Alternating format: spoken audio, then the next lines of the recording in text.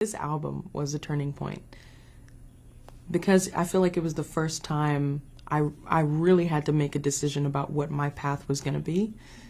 With the first two albums, it was just songs that I loved and felt like I could interpret as my own.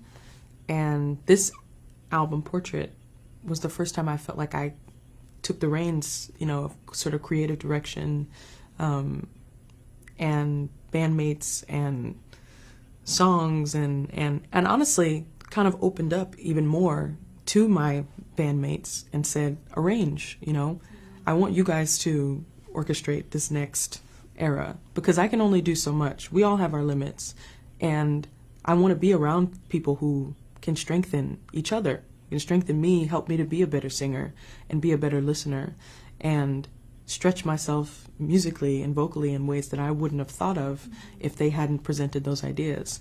So it was definitely a big leap, I think, from maybe what people thought I should do after the second album, after the Best New Artist, after all of that kind of stuff.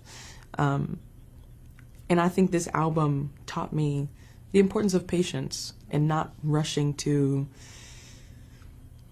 stay relevant or spark up a moment or just stay in that moment. It taught me to just take my time and really wait until you have something you feel like you have to say. My song is called Peace of Mind, and I wrote it kind of in the how do I say it? I wrote it in a time where I was really questioning whether I could continue or not. Because I was so exhausted. I was exhausted.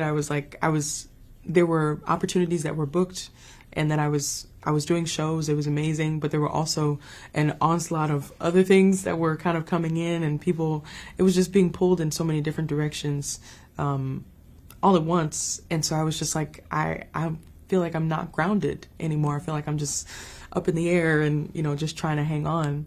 And, writing this song for the first time, sharing my first sort of lyrics and my first original kind of melody. Where do you find your peace of mind? Sometimes you feel like giving up, but don't ever lose hope. And it may sound strange, like this is like one of the best times of my life. Like, why am I losing hope or feeling like I'm gonna give up? But just wondering whether I could handle it, wondering whether I could make the right choice. I've been given this golden opportunity. Am I going to mess it up? How do I, I want to stay true, but how do I, uphold maybe this new standard or attention, or it was just all so overwhelming. But then I reminded myself through that Sun Ra composition, Dreams Come True, that I have experienced something wonderful, and it doesn't have to be the end all be all. This is just the beginning, and it's not well, I've done it. I have accomplished it. I did it. Now I can, now this is just a springboard for all of the other creative ideas that I have and what I feel like I have to offer. And having those songs put together on the album was important for me, just to show people I haven't changed. I want to grow and I want to continue to be the best musician that I can be, but I haven't changed. I mean, that was just a crazy weekend in general. Like I always say, I never expected to be nominated. I never thought that was a possibility, at least so early on in my career. And the album had just come out. It had just come out, and I just realized 2 months later that I had been nominated in that huge category. So the whole weekend was unforgettable, having my family with me, and being in LA and seeing all of these different celebrities and stuff, and really being like, oh my gosh, am I supposed to be here? And so that night, being on stage and having to give a speech in that moment and seeing all of these, leaders and game changers when it comes to music and individuality. And I don't know, it was just it was just surreal. A couple of years ago I did the Hollywood Bowl, and it was a birthday celebration for Quincy Jones. And obviously all of his friends, all of his friends were there, which was like, you know, Greg Fillinganes and all of these wonderful people.